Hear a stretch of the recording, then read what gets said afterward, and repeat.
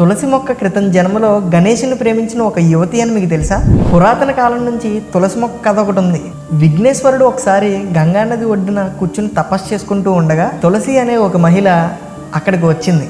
గణేషుని చూసి ముగ్ధురాలవుతుంది. వెంటనే గణేశుడి దగ్గరికి వెళ్ళి తనను పెళ్లి చేసుకోమని అడుగుతుంది. అయితే దానికి వినాయకుడు ఒప్పుకోలేదు. తన తపస్సుకి భంగం కలుగుతుంది అంటాడు. దాంతో కోపం వచ్చి తులసి వినాయకుడికి శాపం పెడుతుంది. వినాయకుడి వివాహం తనకిష్టం లేకుండా బలవంతంగా జరుగుతుందని చెప్పి తులసి శాపం పెడుతుంది. ఈ క్రమంలో ఆగ్రహానికి గురైన వినాయకుడు తులసికి శాపం పెడతాడు.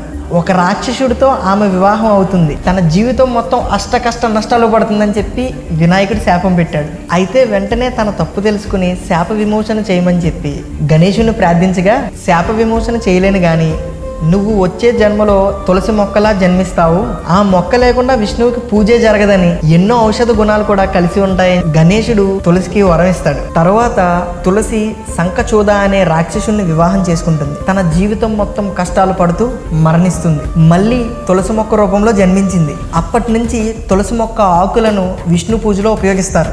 ఇప్పుడు కూడా తులసి ఆకులు లేనిదే విష్ణు పూజ జరగదని చెప్పి చెప్తూ ఉంటారు. అంతటి పవిత్రమైన తులసి మొక్కని వినాయకుడి పూజలో మాత్రం వాడరు. ఆ రోజు జరిగిన సంఘటన వల్లే వినాయకుడి పూజలో ఈ ఆకులు వాడరాదు అని చెప్పి పండితులు చెప్తున్నారు. జై గణేశ, జై శ్రీరామ్.